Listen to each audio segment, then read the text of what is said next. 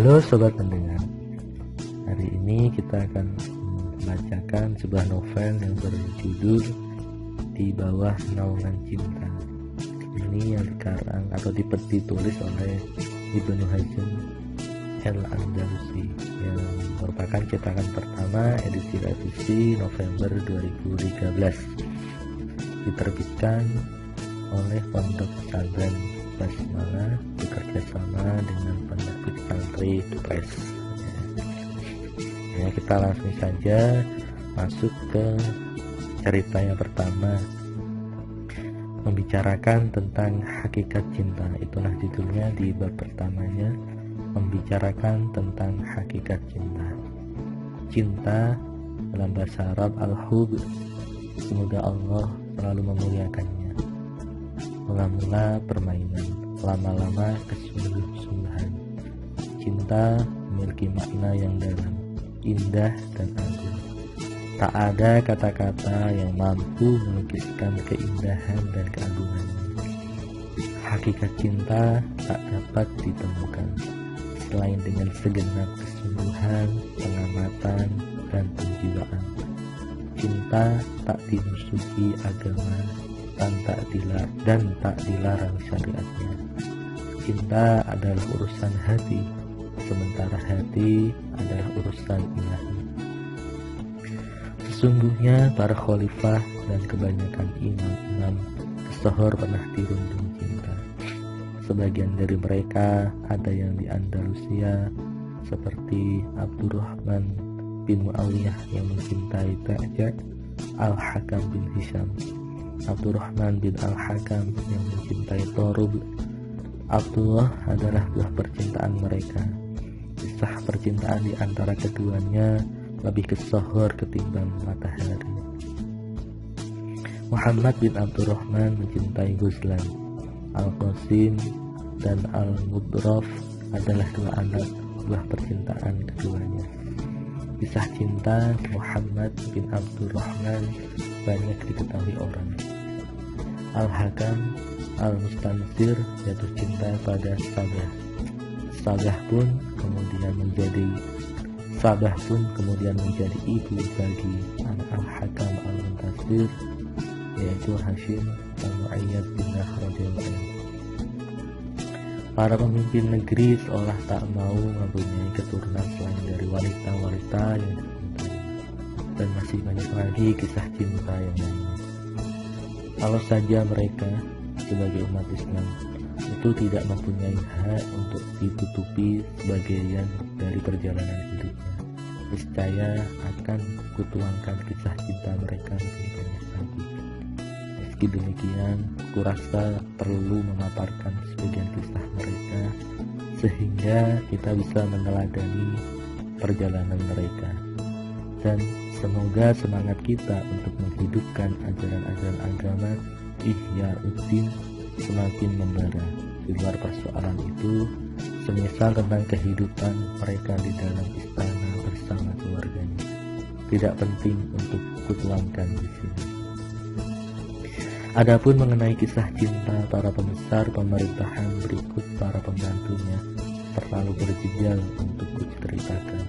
Di sini hanya akan kuceritakan sebuah kisah cinta yang pernah kusaksikan sendiri, yaitu tentang kisah cinta Al-Muzaffar Abdul Malik bin Abu Ammar yang mencintai putri seorang tukang kebun yang bernama Wahid, nama perempuan yang pada umumnya lazim disebut Wahidah. Cinta Abdul Malik bin Abu Ammar kepada Wahid telah menuntun Abdul Malik untuk menikahinya.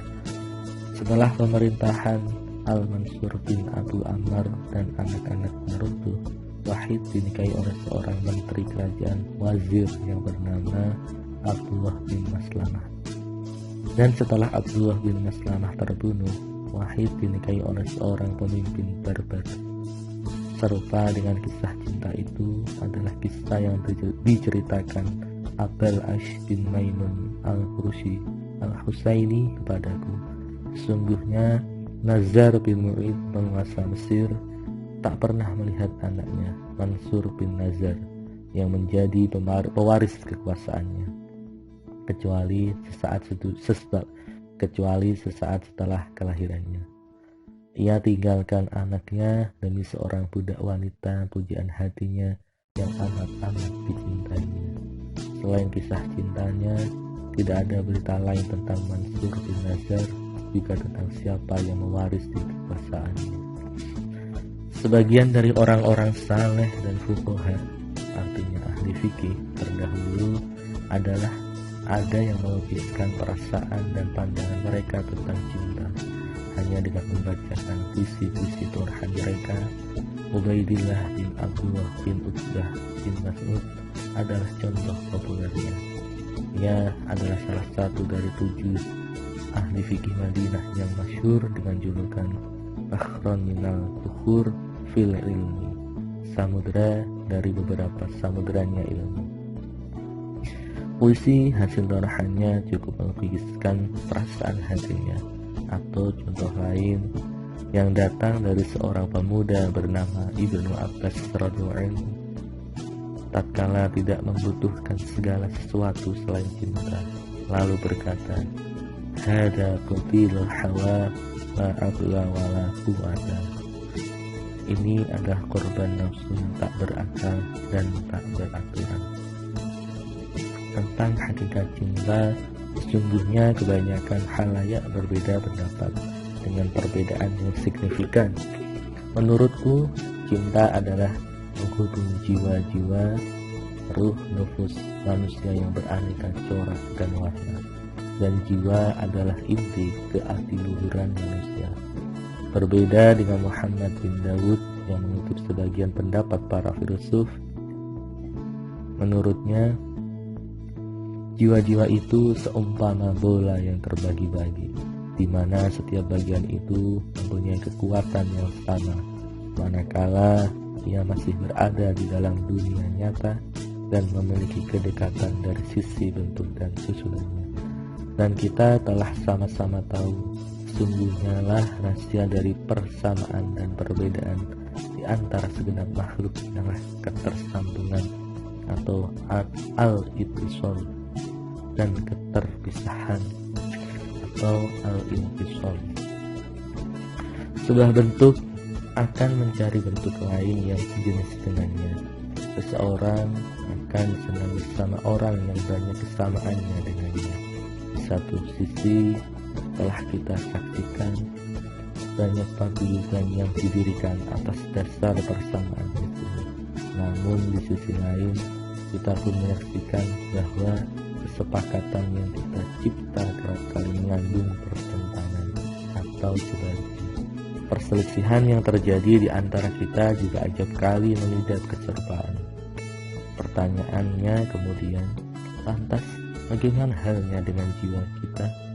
Karakter alamiah jiwa adalah kejernihan dan kebeningan atau ketentraman. Jiwa dibangun dalam bingkai kemungkinan-kemungkinan untuk menyetujui sesuatu, condong pada sesuatu, rindu pada sesuatu, menyimpang dan mengumbar nafsu. Jiwa juga dibangun dalam bingkai keinginan untuk bebas dari sesuatu. Itulah fitrah jiwa yang telah kita maklumi bersama. Jiwa selalu menyertai langkah anak manusia yang tiada henti-hentinya memburu ketenangan dan ketentraman. Dalam surat Al-A'raf ayat 189 Allah berfirman, yang artinya, dialah yang menciptakan kamu dari diri yang satu, nafs wahidah, dan darinya yang menciptakan istrinya agar dia merasa tentram kepadanya. Betapa dalam ayat ini Allah telah menjadikan ketentraman pada diri manusia, pada diri seseorang laki-laki lantaran pasangannya, yakni istri, yang sesungguhnya berasal dari dirinya. Subhanallah. Kalau saja cinta itu lahir lantaran keindahan fisik semata, niscaya orang yang buruk rupa tak akan pernah mencintai sesamanya. Namun kenyataannya, betapa kerap kita jumpai seorang yang memilih jatuh cinta pada orang yang secara fisik tidaklah menawan ketimbang orang lain yang lebih menawan dari pilihannya. Toh begitu, ia tetaplah bersikukuh pada pilihan hatinya dan tidak berpaling darinya.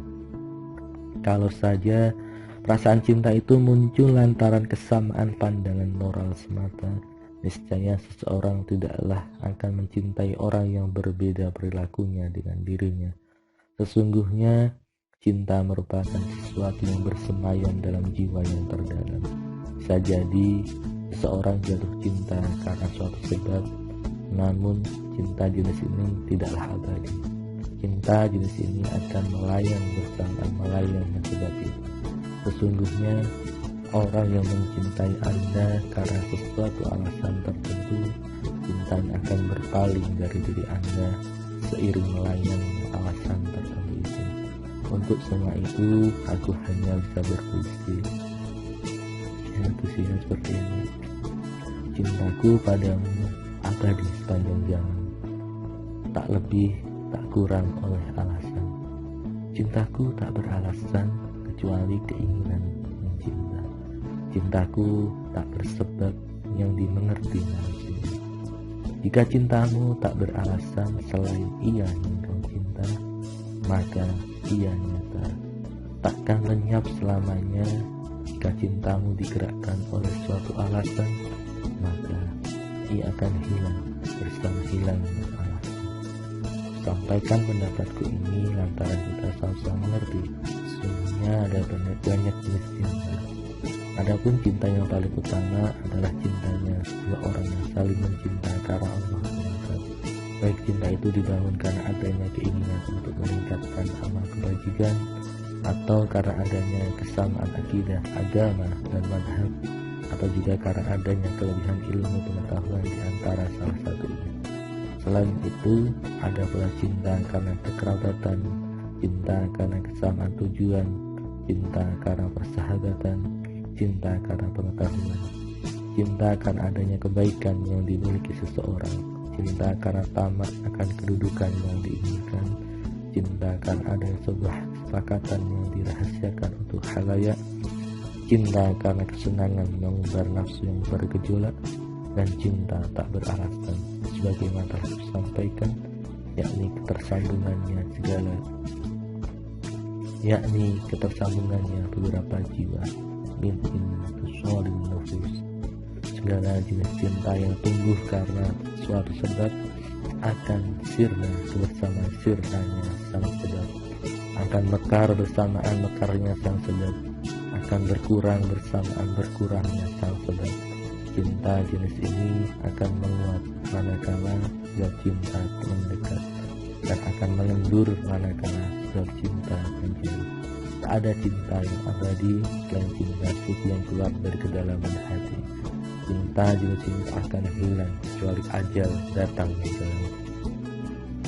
Mungkin kau pernah menemukan seseorang yang tak lagi peduli pada keadaan dirinya lantaran usianya yang telah renta. Namun begitu kau mengingatkannya tentang kenangan-kenangan indah masa-masa mudanya, segeralah terbit kegembiraan di wajahnya. Ia pun berperilaku layaknya anak muda, bersiul-siul dan menebar senyum kemana-mana. Saat itu segenap hati, pikiran, dan perasaannya tercurah pada kenangan indah di masa mudanya dulu. Kerentaan dirinya seolah telah menjelma jiwa muda yang bergairah. Tabiat dan perangainya seolah berubah. Jiwanya seolah terbuai oleh dahsyatnya gelombang cinta. Karena itulah absah saja jika kukatakan, cinta adalah bayangan indah yang terhujam dalam jiwa. Cinta adalah selaksa kasih yang terukir dalam hati. Barangkali ada orang yang berkata, kalau watak cinta memang seperti itu, berarti derajat cinta di antara keduanya, orang yang saling memadu cinta, adalah sama atau bisa disebut mustawiyah.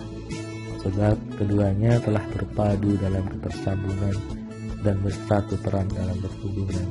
Untuk menjawabnya, saya hanya bisa berkata, pernyataan tersebut memanglah benar. Namun jika engkau temukan ada orang yang tak membalas cinta seseorang yang mencintainya, sesungguhnya hal itu terjadi lantaran jiwa orang itu menutupi oleh tabiat-tabiat dan sifat-sifat keduniaan. Jiwanya tak dapat merasakan ketersambungan getaran cinta yang disampaikan oleh jiwa orang yang mencintainya. Kalau saja segala tabir penutup itu sirna, niscaya jiwa keduanya akan tersambung. Cinta mereka akan terjalin dalam kadar derajat dan kekuatannya sama. Tatkala hal itu terjadi, segenap perhatian, cinta, dan kasih sayang akan tercurah pada sang kekasih tercinta. Ia curahkan segalanya dengan kesadaran penuh akan adanya sesuatu yang mempersatukan jiwanya dengan jiwa sang kasih tercinta. Kalau terpisah, ia akan mencarinya, mendatanginya, dan merindukan pertemuan dengannya. Kalau bisa, tak perlulah ada perpisahan. Ia ingin selalu menempel di samping sang kekasih tercinta, seumpama magnet yang terus menempel pada besi. Sungguh kekuatan ini, sungguh kekuatan inti medan magnet yang bersatu dengan kekuatan inti medan besi, tak bisa dibendung, tak bisa dilukiskan lagi. Bukankah magnet selalu tertarik pada besi, lantaran besi memiliki persenyawaan yang sama dengan magnet? Begitu pula sebaliknya. Bukankah kekuatan besi yang begitu dahsyat selalu bergerak merapat pada magnet? Bukankah pergerakan itu sendiri selalu datang dari yang lebih kuat? Namun, manakala ada penghalang di antara keduanya, antara besi dan magnet, bukankah mereka tidak akan bersatu? Besi tak bisa mendatangi magnet, dan ketika penghalang itu sirna, besi akan segera bangkit dan bergerak menuju magnet. Ya, ia akan bergerak dengan sendirinya tanpa paksaan siapapun juga. Akan tetapi, manakala kau pegangi besi itu kuat-kuat, ia tak akan bergerak menuju magnet, sebab kekuatannya tak cukup besar untuk mengalahkan kekuatan tanganmu. Ketahuilah, sesungguhnya kekuatan tanganmu itu merupakan penghalang bagi pertemuan besi dan magnet, atau seumpama api yang terkurung. Kekuatan api untuk bertemu dan bersatu dengan api-api lainnya tak akan terjadi kecuali ia dilepaskan dari kurungannya. Dua kobaran api meskipun berdekatan, ia tak akan bersatu manakala ada tabir penghalang yang tidak dapat ditembus oleh keduanya. Banyak dalil yang kemukakan untuk mendukung pernyataan di atas. Di antaranya, bukankah engkau tak akan menemukan dua orang yang saling mencintai kecuali di antara keduanya terdapat kesamaan tabiat dan kecocokan sifat-sifat alaminya? Pasti ada kesamaan di antara keduanya, meskipun itu sedikit. Semakin banyak kesamaan, semakin besar pula daya tarik di antara keduanya. Semakin banyak kecocokan, semakin kuat pula cinta yang terjalin di antara keduanya. Fenomena demikian bisa kau temui dalam kehidupan sehari-hari. Dalam konteks demikian, baginda Rasulullah SAW pernah bersabda yang artinya, jiwa-jiwa manusia itu laksana pasukan bersenjata yang saling mengenal di antara mereka akan bersatu. Adapun yang tidak saling mengenal akan bercerai-berai. Salah satu ulama saleh pun pernah berkata, ruh-ruh orang-orang yang beriman itu akan saling mengenal. Lantaran hal itulah Hippocrates tidak kaget tak kala dikatakan kepadanya, ada seorang laki-laki dari kaum miskin papa mencintai dirinya. Ia hanya menanggapinya dengan berkata, ia tak akan mencintaiku kecuali terdapat kesamaan akhlak antara diriku dengan dirinya. Seorang filsuf yang kuno, Plato, mengatakan seorang raja Yunani telah memenjarakan secara zalim. Ia terus membela dirinya sampai akhirnya terbukti bahwa ia tidak bersalah. Raja pun tahu ia telah mendolimi Plato. Maka berkatalah seorang menteri yang biasa menyampaikan pesan-pesan Plato pada sang raja, wahai baginda raja, sungguhnya telah gamblang bahwa Plato tidaklah bersalah. Lantas apa yang akan baginda raja lakukan terhadapnya? Demi umurku, aku tak bisa melakukan apa-apa terhadap dirinya. Bahkan kurasakan adanya sesuatu di kedalaman jiwaku namun aku tak tahu apa itu, jawab Baginda Raja. Sang menteri pun menyampaikan hal itu kepada Plato. Plato pun menanggapi, aku telah berupaya mengamati keadaan jiwa dan perangaiku, untuk kemudian mencari kesamaan dengan keadaan jiwa dan perangai Baginda Raja. Ku amati perangai Baginda Raja, kutemukan bahwa beliau mencintai keadilan dan membenci kezaliman. Sesungguhnya dua perangai itulah yang menonjol pada diriku, dan dalam dua perangai itulah terdapat kesamaan antara aku dan Baginda Raja. Sesungguhnya antara kesamaan itulah Baginda Raja memerintahkan untuk membebaskanku. Mendengar penjelasan Plato, sang raja berkata pada menterinya, sesungguhnya telah terjawab segala selubung misteri yang ada dalam jiwaku tentang diri Plato.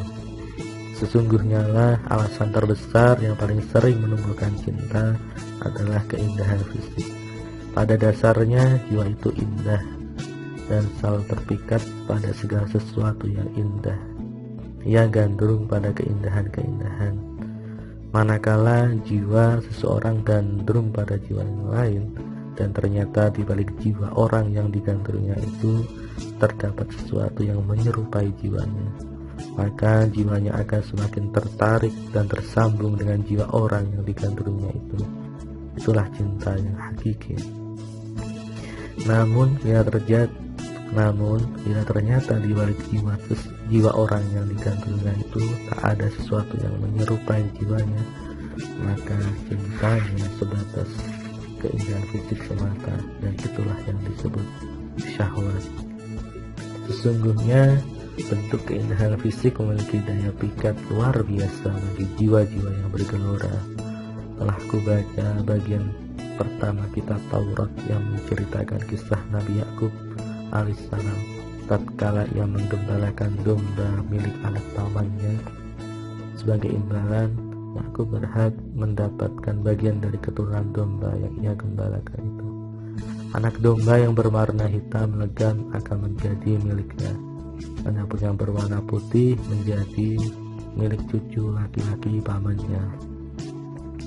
Anak-anak domba yang menjadi miliknya ia jadikan sebagai mahar untuk menikahi cucu wanita pamannya. Sewaktu menggembala domba-domba itu, Yakub suka menebas dahan-dahan pepohonan yang sebagiannya ia kuliti dan sebagiannya lagi tidak. Kemudian dahan-dahan itu ia masukkan ke dalam air yang biasa diminum oleh domba-domba gembalaannya.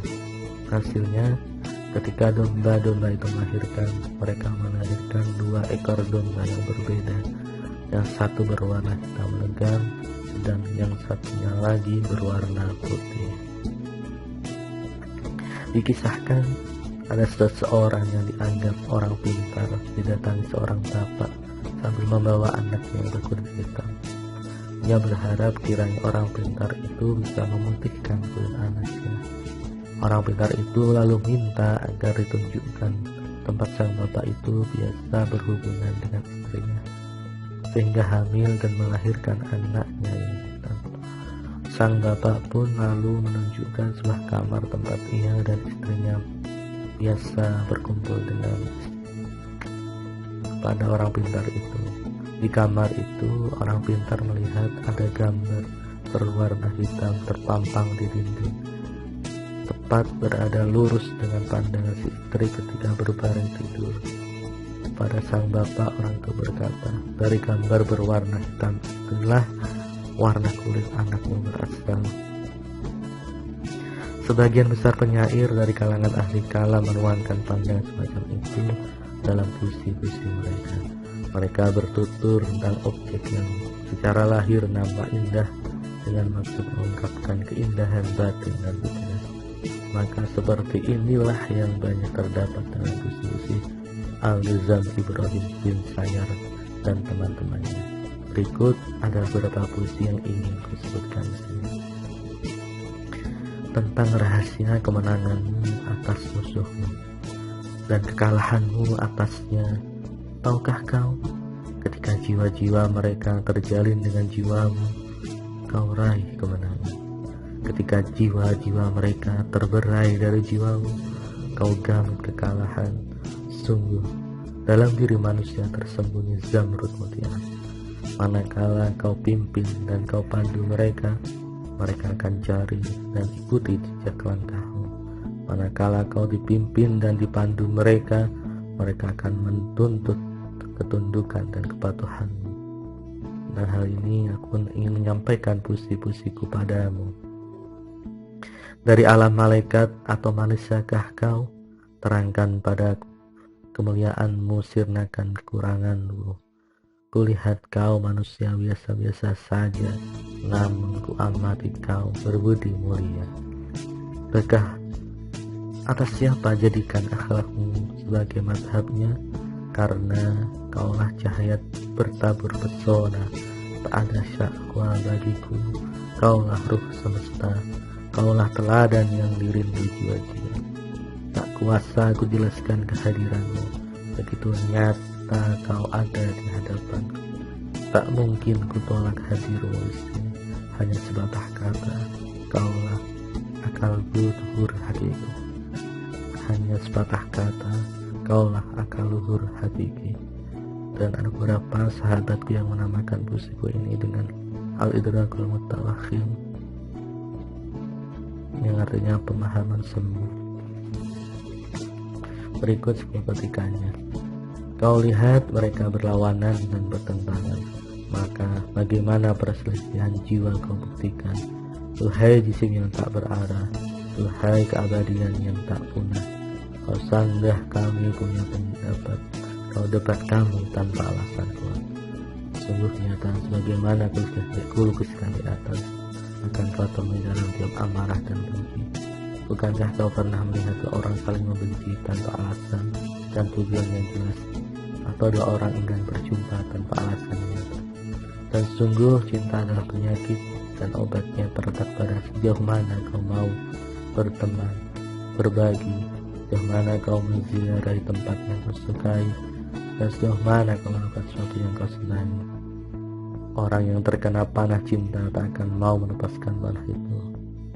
Anehnya, orang yang sehat malah ingin terjangkit penyakit cinta. Cinta membuat hal yang tadinya dipandang hina menjadi mulia. Cinta mengubah yang rumit menjadi mudah saja. Mengenai hal ini akan aku masih bahas insyaallah.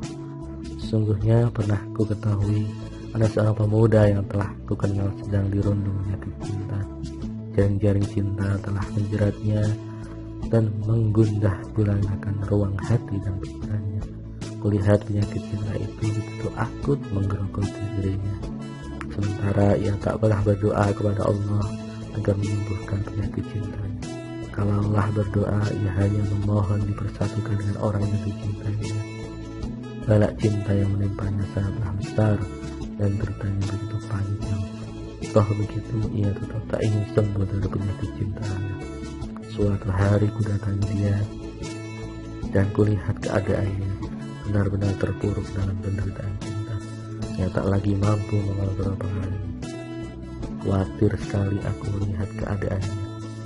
Ku beranikan diriku nasihatinya dengan sebuah doa.